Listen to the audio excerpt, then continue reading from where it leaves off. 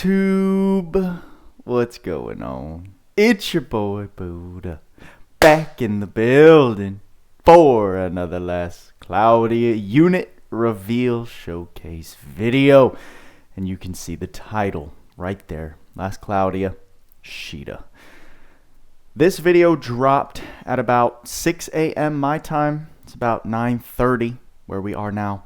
A bit later in the day or in the morning as to when they usually drop reveal showcase videos.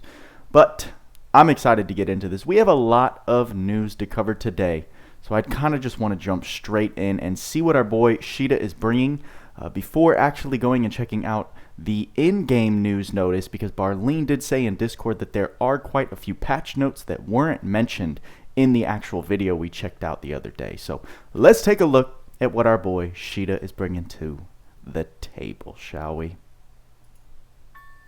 Ooh. Ooh, what's up, Shida? Ooh, they're at the table, baby. Telling y'all, Shida's been a character I've been waiting for a while. Just his presence, the way he sneaks into wherever he wants to go, basically. Shida, look at this guy, Takahiro Koyasu. Heavenly Fall is a 6-hitter, Blade Flash, and Abyssal Erosion is a 13-hitter. Not bad. Local Teleportation is his special.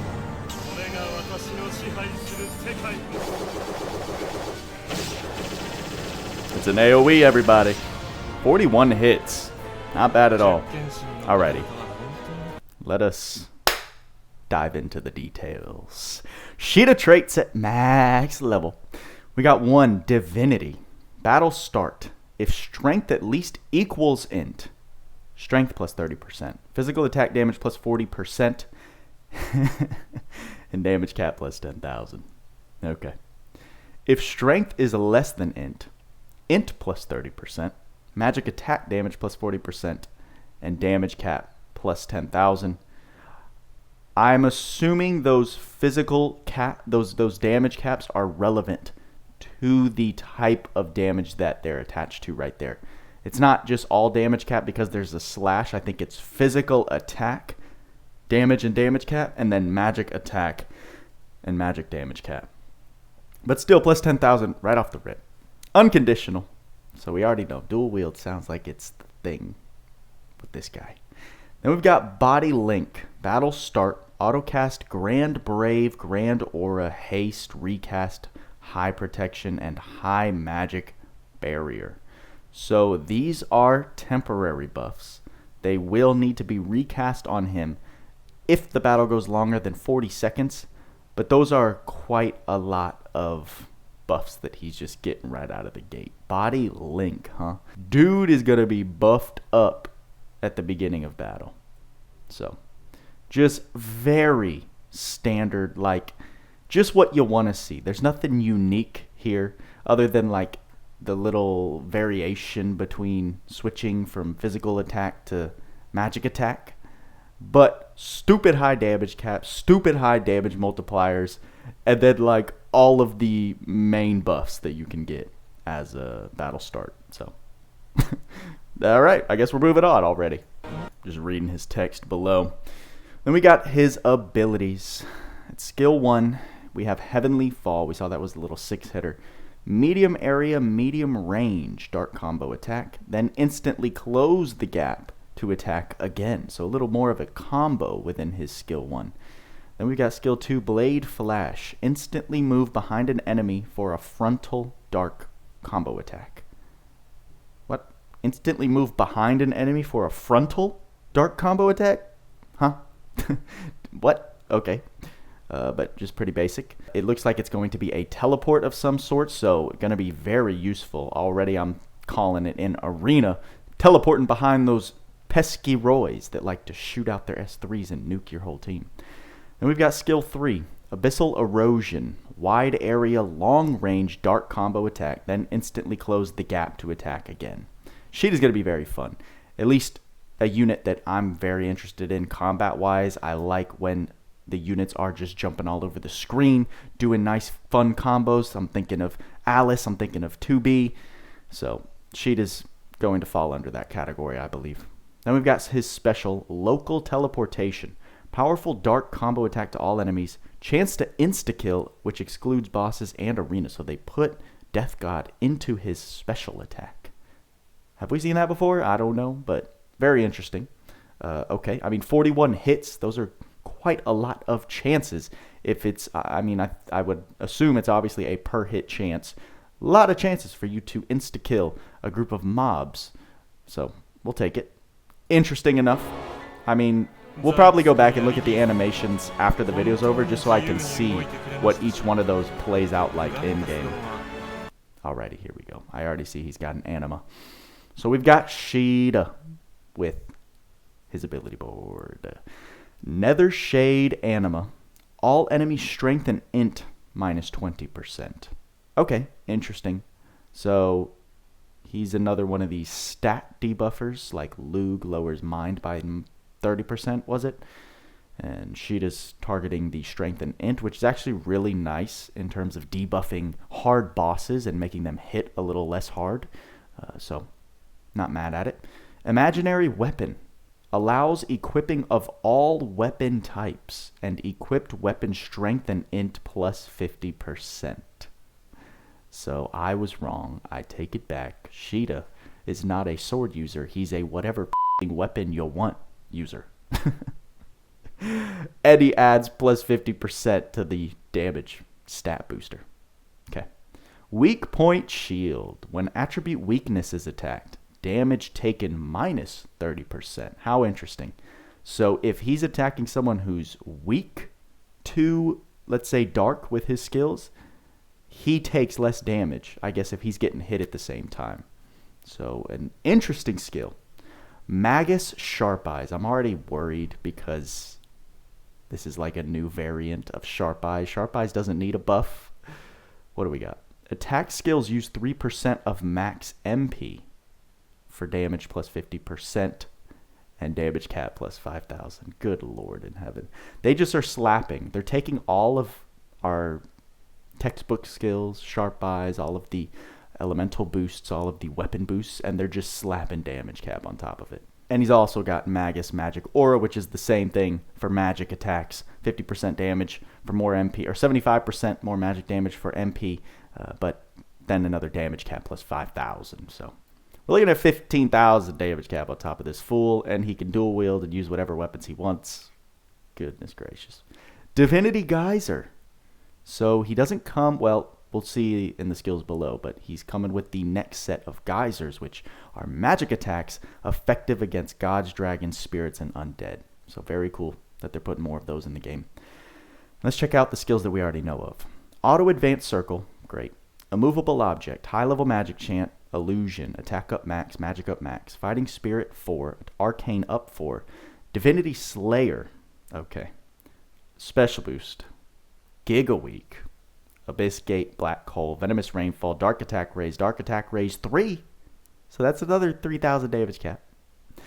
Dark High Boost, Dark High Drive, Awaken Shrouded Light. That's actually the skill that allows for both dark and light attacks to do criticals, if I'm not mistaken. Yes, so this is the unique skill to shift Lily. Plus 30% damage for light and dark magic. Enable light and dark magic to deal critical hits. So, I mean, he's got no modifiers for light, but it's all relevant because he's got the plus 30% to dark magic. I'm surprised they didn't just make a new skill that only focused on dark magic and encompassed the same effects, but they're just recycling. Not mad at it. Then he's got Goddess Kiss, Death God, Orgon Ring, Diabolos, and Auto Heal. Wow, I just double checked what Diabolos was. I knew it was a unique skill to Decrogue, but skills will activate the following effects. 15% to ignore 50% of defense, and 15% to ignore up to 50 attribute resistance. That is a crazy, crazy skill. It's like a pseudo Trishula just built into you. Well, not really. I'm giving it too much credit because it's only a 15% chance. However, still pretty nutty. My goodness gracious. Orgon Ring, we know, actually converts STR into int. It's the opposite of Thaumaturgy Ring. And then Auto Heal is just insane. Dude's going to be using a lot of MP, but I mean, guys, we now have Luke 2.0 from what I'm seeing. Just without the crazy amount of Slayers, right? it's just now taken and added. They've taken like all of Luke's physical potential and also added it to Shida's magic potential. Oh man, people are going to be like up in arms. I mean, I don't know. He's cracked. He's going to be fun. He's going to be great. If you don't have Lug, here's your chance. Although he doesn't, let me say, he doesn't have like the hit counts that LOUGSEUS does. He's going to be a little more close range, so it might leave him open to be flinched. He's not quite the same, but as far as like his ability board and his kit, dude's coming in with a lot of things that are very similar to LOUGSEUS, but that also have just his own buffed version of it. So looks to be like more power creep is in the build and everybody. Oh, goodness gracious. I was hoping for something unique, but from what I'm seeing, that's not what we're getting. We're just getting a different form of LOUGSEUS. Still going to be very fun. Going to be great for those who don't have LOUGSEUS. And honestly, he looks like a character that I would enjoy using more than Lug because he's more action oriented. He's flying all over the screen. He's jumping behind enemies. He's comboing within his skills. But I don't see like, oh, this is so unique that he's adding to the game. Just power creep. Power creep, power creep, power creep. And we get to look at the details for the newest UR Ark. Council of 10. Let's see, at max level, the Ark trait. For each soldier, knight, sorcerer, or sniper type that a living ally has, damage plus 1%. Damage taken minus 1%. And that's a max of 10% each. Okay, so they basically want you to stack mimicries on top of units in order to get that effect, but like 10% is nothing that I'm going to be allocating SC towards. Maybe, maybe not, I don't know. I may have to take a closer look at how the math adds up, SC to actual damage output cost, but we're going to ignore that part one. Upon using the Ark skill Council of 10, max skill stock +1 during wave, and damage cap +2000. So everyone who was on me, aka Tweaks and Demos, telling me it's not going to add skill stock, it's not going to do it, JP translations show that it's not going to do it, I want a formal apology. Very kind of cool that it just gives a like just flat damage cap of +2000. It's not element locked, so I'm not mad at that. The Ark skill SCT gauge fills to maximum for all skills.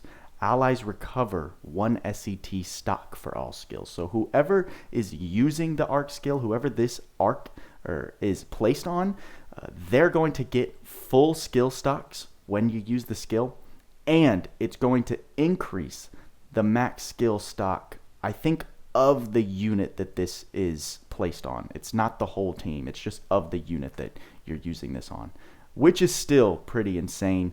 Allies recover 1 SCT stock for all skills. This is going to be extremely, extremely useful for, I'd say, multiplayer battles, because if you've got like Pirate's Feast and you load into the boss wave, you use your full amounts of skill stocks, and let's say you don't have a Honey Elixir or WAP, which is going to be better because that's a spammable thing that can constantly be recharged. But for multiplayer bosses at the speed at which they're usually cleared, you use all those skill stocks, you pop this skill animation, you got this Ark skill, adds an extra stock to all your skills and charges them up all the way. So then you can usually, with a unit like Shida, you could just dish out probably the final blows to that boss with that little strategy. So absolutely nuts. Learnable skills. We are getting Fighting Spirit 2 on an Ark, finally. Formation Aldana Attack. Look at this. This is a new skill. When party has at least 2 units and all are alive. Okay, when party has at least 2 units and all are alive, unit deals damage +5% and takes damage -5%. So if you got full advantage of this first part of the Ark and this, you can get up to +15% and -15% damage taken. Light critical raise it comes with, so people are going to like that. I myself am not a huge fan of these critical raises. I mean, it's nice that it gives the +% in crit rate. The critical power, I don't really care about as an endgame player, but that'll be nice for a lot of people. Also comes with Pose of Honor, attack up max, and defense up max. So quite a nice set of skills that they have on here. Not mad at it at all. what is nice is we are going to see the Ark Ether following all these details. I really love this Ark, and I want it really bad. Let's see what we got. Council of 10 UR Ark Ether reward is the Imperial Flag of Honor. It is a 7-star rarity. It's a staff. Oh, I almost got too excited. But battle start, apply physical and magical attack damage plus 20%. Buff to all allies. Whoa. That's a pretty nutty weapon. Especially for arena. My goodness gracious. Stats, strength 151, int 163, and mind 158. Yeah, quite a great AER. It's a temporary plus 20% buff, but like I said, for your typical MP bosses, or I'd say arena, this is going to look crazy. You put this on top of one of your casters, you got the staff requirement, and you give that plus 20% buff to all allies, which, my god. Okay, this Ark is a prize, everybody. Surprise, surprise. They made a UR Ark that's crazy good, and it's going to be very difficult for you to get if you're not spending money. 2.5 and E. October 18. I just restarted it. But that's what our boy Shida's bringing. Let's take a look at his animations again so we can get a better idea of like what the combat he's going to be bringing looks like. So his S1, there you go. I mean, very cool. Like, hits the enemy and then jumps up into the air to smack him again. So here's his teleport. Literally goes behind him. And it looks like he teleports behind him, but then it also flips the enemy to face him, which is why it then counts as a frontal combo attack in the description from what I'm seeing. Because if you look here, at first, they're facing towards him, and then you saw that flip where they are looking at him now. So boom, smacks him for, okay, 10 hits. Not mad at that, so 20 hitter. And then Abyssal Erosion. It's a long range, wide area, but it doesn't look like it covers like the span of a Roy S3. So I'm not sure that it can be used as an auto IGC3 insta clearer. Let's check again. I mean, it's hitting like this group, but sometimes you got enemies, I think, a little further out on the edges, and it seems like this is the space at which it can encapsulate all the enemies. But we can see he launches this crazy barrage of dark attacks and then teleports within the fray to, I guess, deal some more hits. But wow. Okay, Shida, you're going to be fun. You're literally going to be another LOUGSEUS, from what I can tell, with just stupid damage caps, stupid damage multipliers. Homeboy's coming with Divinity Slayer, Divinity Geyser, and Special Boost. So not quite the array of physical attack slayers that LOUGSEUS comes with, but he basically substitutes that with a Geyser, which then makes him effective against these people right here. I mean, this is going to be nuts, right, for Arena Gods. That's pretty much it. You throw Machine Slayer, Soldier Slayer, or Sniper and Sorcerer Slayer. So the fact that it doesn't come with Human Slayer does take away from him a bit, but he's just going to be insane. This dude's going to be nutty nutterson. But there we go, y'all. That's our boy Shida coming into the game. Nothing too new. Whether he's going to sit alongside or be a little better than LOUGSEUS will be to be determined tomorrow when he officially drops. But you already know, we're coming in with a summons 100,000 crystal locked and loaded live stream. And looks like we're going to get ourselves another version of LOUGSEUS, everybody. Hopefully we can walk away with that UR Ark. I wouldn't even be mad. But those are the details for our boy Shida. So as always, let me know what you think. Let me know if you're just kind of sick and tired of constant DPS power creep. I definitely know some of you are already. So can't wait to see those comments. However, I'm just going to keep going with the flow. We've got a bunch of free-to-play crystals grinded up, so I'm not sweating the money grab feeling that I know a lot of players are going to experience with this unit drop. But it is what it is. We are in a gacha game. We know what we're getting into. But now I'm going to end the video so I can get over to the patch notes. You can see I've got it ready to look at right here. And that'll be in another video, so look out for that, where hopefully we'll see a lot of QOL and other maintenance notes that Barlene talked about in the Discord. That's all I got for you this time, guys. Like, subscribe, hit that bell notification. if you're hyped or if you're salty. And turn on all notifications if you want to make sure and know when I post immediately. In case of emergency situations, you won't be out of the loop. And consider joining the Discord, the Buddha Gang Discord, if you want to chat with the Buddha Gang 24/7, open all hours of the day. With all that being said, guys, y'all know what we say. Work hard, play harder. See you in the next video.